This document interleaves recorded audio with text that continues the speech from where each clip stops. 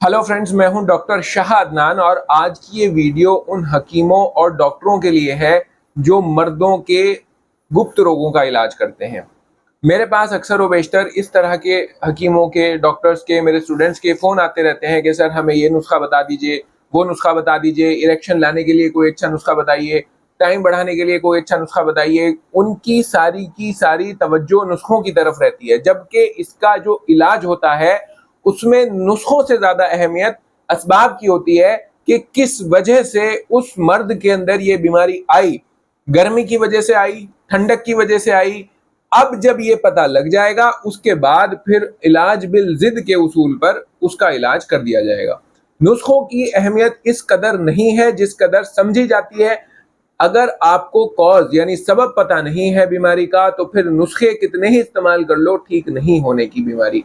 इस वीडियो में मैं आपके साथ डिस्कस करूंगा कि कैसे आप इलाज कर सकते हैं मर्दों के गुप्त रोगों का और कैसे एक कामयाब हकीम आप बन सकते हैं। डिटेल में मैं आपको बताऊंगा। वीडियो शुरू करने से पहले मैं आपसे ये भी कहना चाहूंगा कि अगर आप यूनानी में प्रैक्टिस करना सीखना चाहते हैं तो उसके लिए हम 1 महीने का कोर्स लेकर आते हैं जिसका नेक्स्ट बैच 20 सितंबर से शुरू होने वाला है। आप इसमें ज्वाइन कर सकते हैं। ये 1 महीने का बैच होता है। इसमें हम बेसिक से लेकर एडवांस लेवल तक यूनानी के क्लिनिकल कंसेप्ट सिखाते हैं। तो अगर आप यूनानी तिब में इंटरेस्ट रखते हैं, ऑलरेडी प्रैक्टिस करते हैं या करना चाहते हैं या करने वाले हैं, तो आपको ये बैच हमारा जरूर ज्वाइन करना चाहिए। ये कोर्स निहायत ही फायदेमंद कोर्स है। देखिए दोस्तों, आजकल क्योंकि मेरे पास खुद इस तरह के बहुत सारे मरीज आते हैं, तो मरीज आके कहते हैं कि हमने यहाँ से दवा खाई, वहाँ से दवा खाई और हमें आराम नहीं आया। इसी तरह जो मेरे स्टूडेंट्स हैं और मेरे जूनियर्स हैं वो मुझे फ़ोन करते हैं कि सर हमने दवा दी थी और ये दवा दी थी और ये नुस्खा दिया था और मरीज को आराम नहीं आया और काफ़ी उससे अच्छा चार्ज भी ले लिया गया और यकीनन यूनानी की दवाइयाँ महंगी भी हैं और आराम भी नहीं आया। तो क्या इसका वजह है? इसकी वजह यह है कि तुम उसके कॉज को ढूंढकर उसका इलाज नहीं करते हो।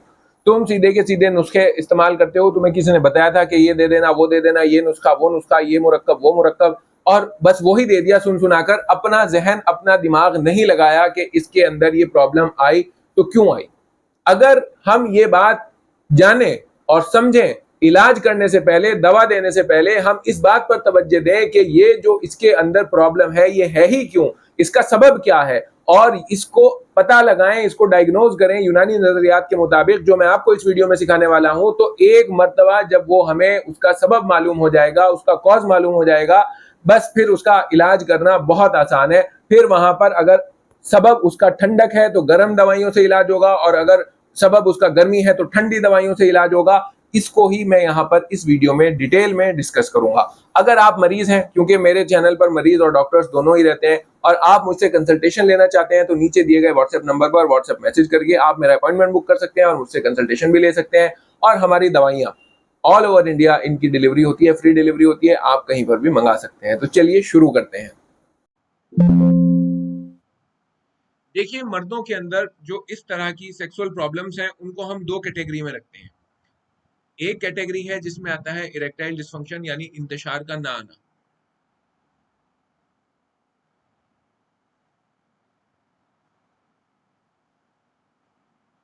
जिसे आमतौर से ज़ौफ़े बाह भी कहते हैं। ठीक है। और दूसरी कैटेगरी है जिसके अंदर ये तमाम बीमारियां आती हैं जिसमें प्री मैच्योर इजैक्यूलेशन है,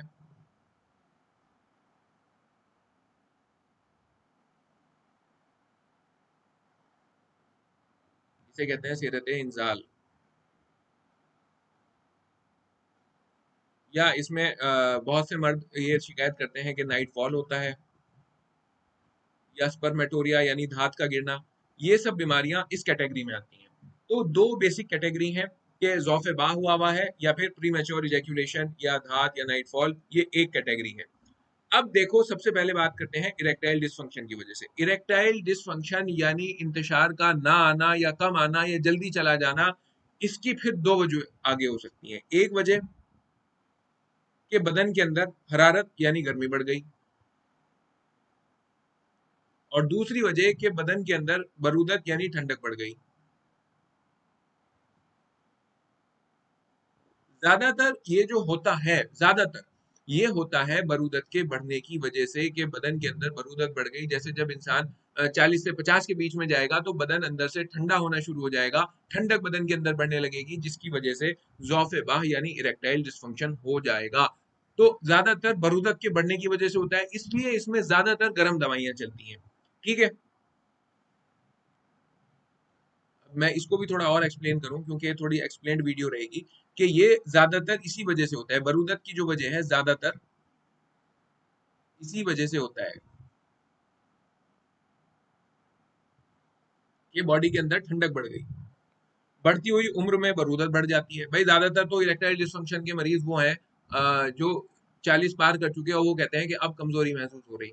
हालांकि कुछ लड़के भी हैं तो उनके अंदर फिर सबब जो है वो हो सकता है हरारत का बढ़ना हो, लेकिन ज्यादातर मेजोरिटी केसेस में बरूदत का बढ़ना होगा कि बदन के अंदर बरूदत बढ़ी हुई है। बढ़ती हुई उम्र में बरूदत बढ़ जाती है, बढ़ती हुई उम्र में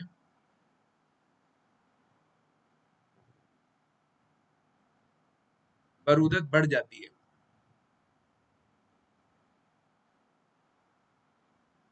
जैसे जैसे इंसान बुढ़ापे की तरफ जाता है वैसे वैसे उसके अंदर ठंडक ज्यादा होने लगती है।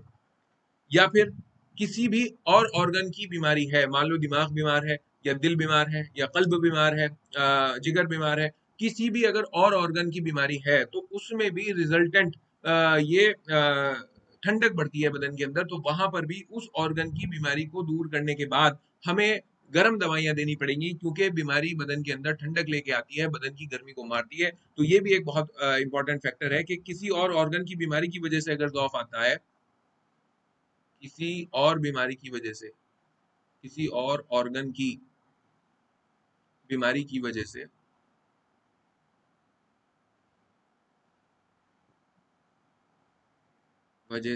अगर ज़ौफ आता है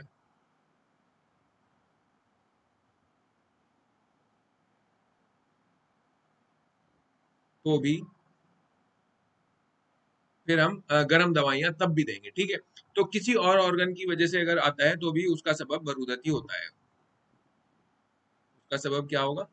बरूदत। तो ये यहाँ पे आप जान लो कि ये जो है बरूदत का बढ़ना, बदन के अंदर ठंडक का बढ़ना ज़ौफ़े बाकी ज्यादातर पाई जाती है कि इसके अंदर ज़ौफ़े बा हो गया। मैं यहाँ पे एक बात और ऐड कर दूं, ये मैं अक्सर अपनी वीडियोस में कहता रहता हूँ कि देखो, जो सेक्सुअल ताकत है, जो ताकत है इंसान के अंदर, जिसे कुव्वत तनासुलिया कहते हैं, वो तमाम कुव्वतों का मजहर है। अगर सारे ऑर्गन्स प्रॉपरली सही से काम करेंगे तो ये कुव्वत भी सही काम करेगी, ये ऑर्गन्स भी सही काम करेंगे। लेकिन अगर किसी भी एक ऑर्गन के अंदर कोई भी प्रॉब्लम आ जाए, किसी को डिप्रेशन हो जाए, किसी का ब्लड प्रेशर बढ़ने लगे, किसी की किडनी खराब होने लगे, किसी का लिवर खराब होने लगे, किसी का हाजमा बिगड़ जाए, कोई एक दिक्कत भी अगर कहीं बदन के अंदर आती है तो उसका डायरेक्ट असर दिखेगा आपको कुव्वत बाह पर, उसका डायरेक्ट असर दिखेगा कुव्वत तनासुलिया पर, इन ऑर्गन्स पर उसका डायरेक्ट असर होगा। इसलिए हमें ये भी ध्यान रखना पड़ता है कि कहीं अगर मरीज को इरेक्टाइल डिसफंक्शन है, किसी और बीमारी की वजह से तो नहीं है, तो पहले हमें उस बीमारी का इलाज करना पड़ेगा, फिर उसके बाद गर्म दवाइयां देंगे, ये जानते हुए कि किसी और ऑर्गन की वजह से अगर ज़ौफ़े बा है, अगर किसी और ऑर्गन की बीमारी की वजह से इरेक्टाइल डिसफंक्शन है, तो उसके बदन के अंदर वहां पर ठंडक बढ़ गई थी। ठीक है, अब इसका इलाज क्या है, पहले इसी की बात कर लें कि अगर बरूदत बढ़ी हुई है, इरेक्टाइल डिसफंक्शन बरूदत की वजह से है, तो अब इसका इलाज जो है वो क्या है। देखो, अब इसका इलाज में सबसे पहले इसमें हमारे पास एक खास तरह का माजून होता है, जो इसे कहते हैं माजून शबाब आवर। ये गरम माजून है, ये पूरा का पूरा गरम दवाइयों पर मबनी है। माजून शबाब आवर, जो लोग हकीम हैं, वैसे मैं इसका नुस्खा यहाँ पे लिखवा रहा हूँ आप लोगों के सामने, लेकिन जो लोग हकीम हैं अगर वो इसको डायरेक्ट मंगवाना चाहें माजून शबाब आवर को, तो दिए गए व्हाट्सएप नंबर पर व्हाट्सएप मैसेज के जरिए से मंगा सकते हैं और बहुत मुनासिब आपको जो है दामों में मिल जाएगा। इसका नुस्खा भी मैं लिखवा रहा हूँ, चाहे अपना खुद बना लीजिए। इसकी खास बात क्या है कि क्योंकि ठंडक के बढ़ने की वजह से यहाँ पर ज़ौफ़े बा हो रहा था, इसके अंदर सारी दवाइयाँ गर्म है। सबसे पहले इसमें डलता है आकर करहा,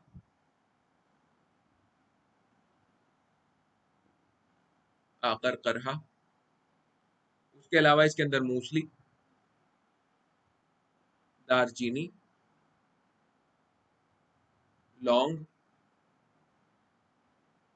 जायफल, जावित्री, ज़ाफ़रान, मगज बादाम,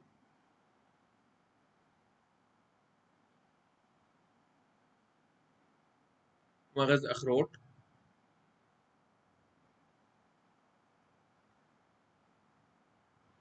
और मगज चिलगोजा।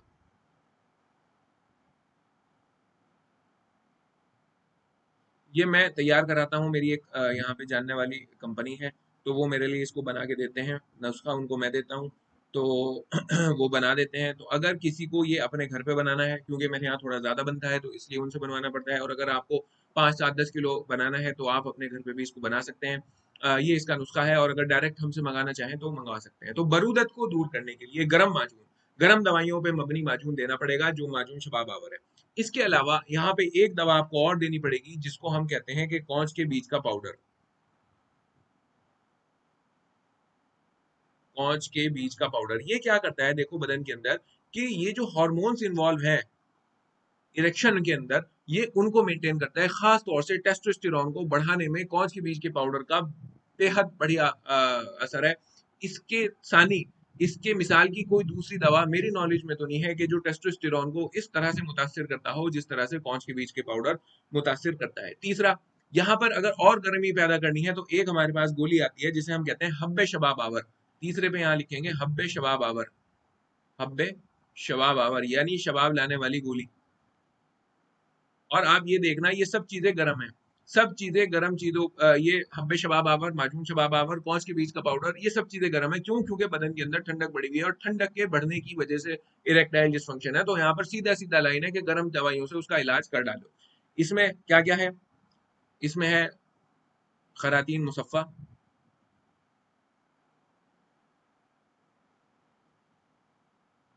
इसके अंदर है रेग माही। रेग माही, खरातीन बहुत ही गर्म दवाइयां हैं, बहुत ही बढ़िया असर दिखाती हैं, बहुत बढ़िया असर दिखाती हैं, जिसे कहते हैं ना फौरी, यूनानी की व्याग्रा है ये। कबाब चीनी, खुलंजा,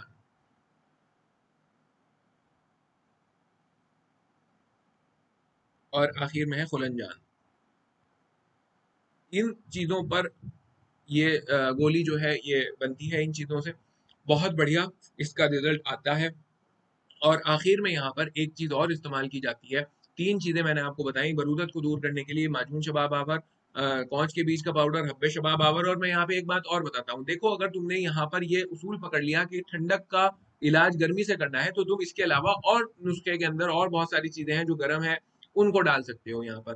तो इसका इलाज में बस ध्यान ये रखना है कि ठंडक का इलाज गर्मी से करना है। गर्मी गर्म दवाइयाँ और अगर चाहते हो तो इसमें मिला सकते हो, इसमें से कुछ दवाइयाँ काट सकते हो। मैं ये नहीं कहता कि बस यही माजून जो है असर करेगा, बस असर जो चीज करेगी वो ये है कि अगर ठंडक की वजह से, बरूदत की वजह से ये प्रॉब्लम आई हुई है, तो फिर ये दूर कैसे होगी? ये दूर होगी गर्मी से। और गर्मी के लिए ये माजून जो है ये यहाँ पर मैंने बताया। इसके अलावा आप अगर चाहें तो और भी इस्तेमाल कर सकते हैं। ठीक है, कौच के बीज का पाउडर। और लगाने के लिए अगर मैं बात करूं तो यहाँ पर एक तेल भी लगाने के लिए दिया जाएगा जो नसों को खोलेगा और ब्लड फ्लो को बढ़ाएगा, जैसे कि रोगन खरातीन।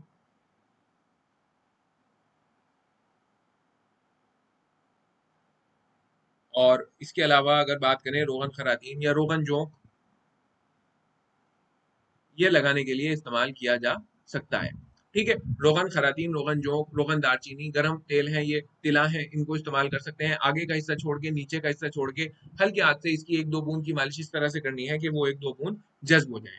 तो ये इलाज रहा बरूदत का कि अगर बरूदत बढ़ी हुई है बदन के अंदर तो उसका इलाज इस तरह से करा जाता है। बरूदत क्यों बढ़ जाती है उसके मैंने आपको यहाँ पे कॉज बताए। तो जब आपके पास मरीज आए और वो ये कहे कि मुझे ज़ौफ़-ए-बा है, तो वहां पर देखो कि इन वजूहात की वजह से तो नहीं है, बदन के अंदर बरूदत तो बढ़ी हुई नहीं है।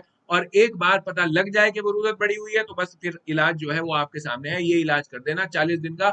इंशाअल्लाहुल अजीज, इंशाअल्लाह ताला वो आपका मुरीद हो जाएगा। और अगर एक मरीज ठीक हुआ तो 10 भेजेगा। ठीक है, चलो अब अगर मान लो ये ज़ौफ़े बा हरारत की वजह से है, गर्मी की वजह से है, ये क्यों होता? गर्मी की वजह से क्यों होगा? इसको तो फेले बहगो करने के लिए तो गर्मी चाहिए। लेकिन अगर कोई जाती करने लगे, किसकी? कोई जाती करने लगे, बहुत ज्यादा इन्वॉल्व हो जाए सेक्सुअल एक्टिविटीज में, तो उसको वहां पर क्या हो सकता है? हरारत बदन के अंदर बढ़ सकती है। कोई बहुत ज्यादा मैस्टरबेशन करता हो तो उसको भी वहां पर हरारत बढ़ सकती है, और हरारत के बढ़ने की वजह से क्या हो सकता है? वहां पर उसको इरेक्टाइल डिसफंक्शन हो सकता है। ठीक है, बहुत ज्यादा जिमा करना, क्या कॉज हो सकता है इसका? बहुत ज्यादा जिमा करना, बहुत ज्यादा इन्वॉल्व है इसमें। जिमा का मतलब मुबाशरत, जिमा करना।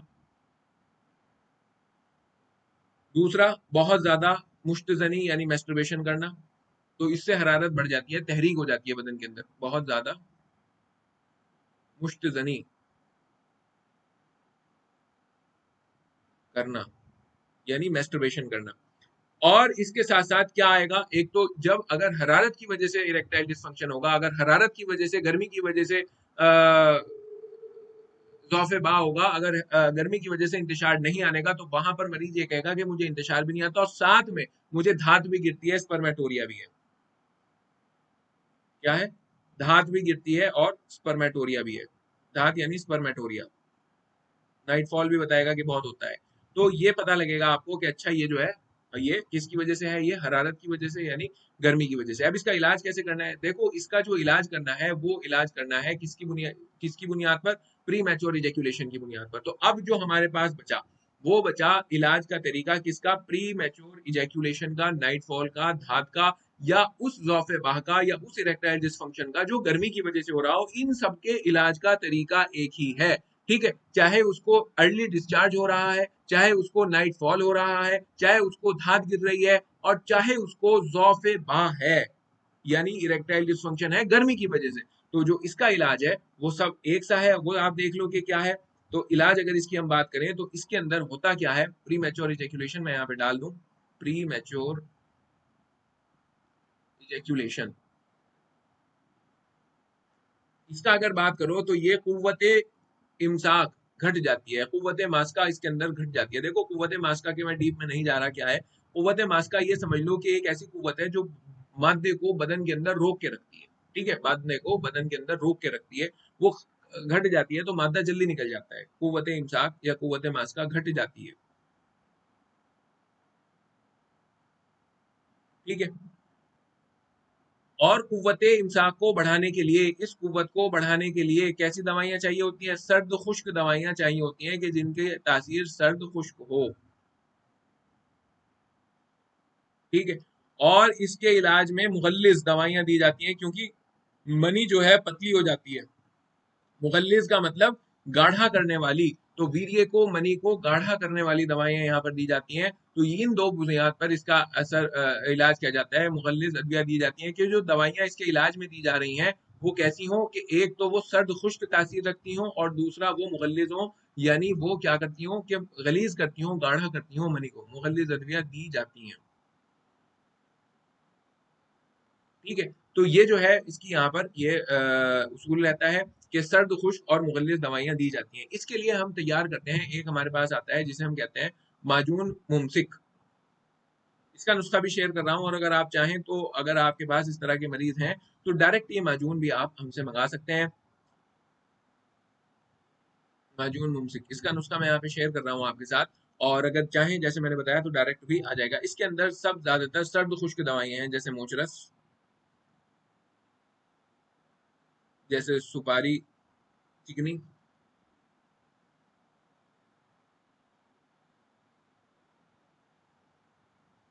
इसके अलावा इसके अंदर है तबाशीर, माजू, आंवला खुश्क। देखो, सब सर्द खुश्क दवाइयां हैं इसके अंदर। आंवला खुश्क, गिले मखतूम,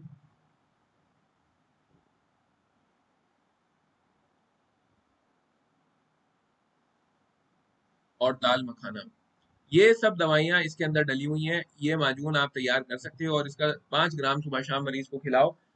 ये बदन के अंदर सर्द खुश्क तासीर क्योंकि रखता है, तो इमसाक को बढ़ाएगा, मादे को रोकने की ताकत को बढ़ाएगा।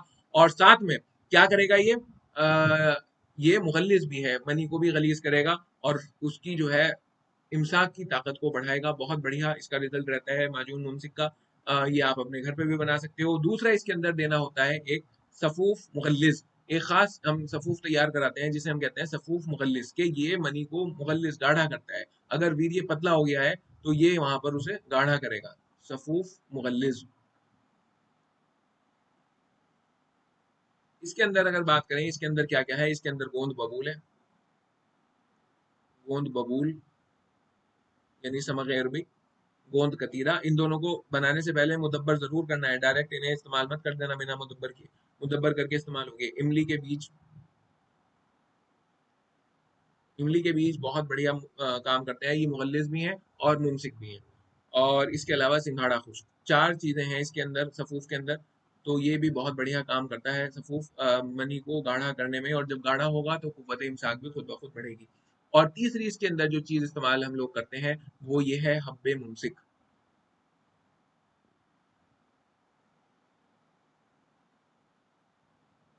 हब्बे मुमसिक के अंदर क्या क्या है, इसके अंदर डाली डाली जाती है अफीम यानी अफ्यून। अफ्यून सबसे बढ़िया चीज है टाइम को बढ़ाने के लिए, लेकिन इसके साथ एक प्रॉब्लम है, हब्बे मुमसिक अगर इस्तेमाल कर रहे हो तो 2 महीने से ज्यादा इस्तेमाल नहीं कर सकते, वरना फिर इसकी लत लगने की संभावना हो सकती है। वैसे तो अफीम इस कदर कम मिकदार में डाली जाती है कि नहीं होगी, लेकिन फिर भी इसका मैक्सिमम कोर्स, मैक्सिमम ड्यूरेशन जो आप इस्तेमाल कर सकते हो तो वो 2 महीने है, बस उससे ज्यादा। इसके अंदर अफीम डालते हैं, अजवाइन खुरासानी,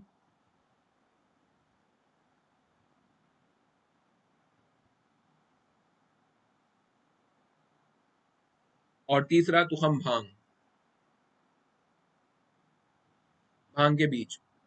तो ये तीनों चीजें मिलकर बहुत बढ़िया असर लाती हैं, खास तौर से प्री मैच्योर इजैक्यूलेशन को रोकने में। उसके अलावा अगर किसी को नाइट फॉल है, धात है, तो उसको रोकने में। और अगर किसी आदमी को इरेक्टाइल डिसफंक्शन ठंडक की वजह से है तो वहां पे माजून मुमसिक बहुत बढ़िया काम करेगा। माजून मुमसिक चलाओ 30 दिन, उसके बाद फिर गर्म दवाइयों पे आ जाना, लेकिन पहले ये ठंडी दवाइयां वहां पर चलानी पड़ेंगी। आखिर में मैं ये कहूंगा कि बहुत से मरीज इस तरह के आते हैं कि उनके अंदर पता ही नहीं लगता, उनके अंदर ना इरेक्शन आता, ना प्री मैच्योर इजैक्यूलेशन भी है और इरेक्शन भी नहीं है, बिल्कुल जीरो पे है। तो उसमें हम क्या करते हैं, देखो मेरा उसमें उसूल ये रहता है कि मैं उनके दिन के शुरू में यानी सुबह को गर्म दवाइयां और शाम को ठंडी दवाइयां चलाता हूँ, तो दोनों का कॉम्बिनेशन करके वहां पर चलाया जाता है। जैसे सुबह में मैंने उन्हें दे दिया, सुबह सुबह में माजून शबाब आवर दे दिया और हब्बे शबाब आवर दे दिया, ठीक है, और शाम में मैंने उनको दे दिया माजून मुमसिक और सफूफ मुगल्लिस, ठीक है। तो इस तरह से करके उनका जो है वहां पर इलाज किया जाता है उन मरीजों में कि जिसमें हर चीज बिल्कुल जीरो है, कि ना इरेक्शन है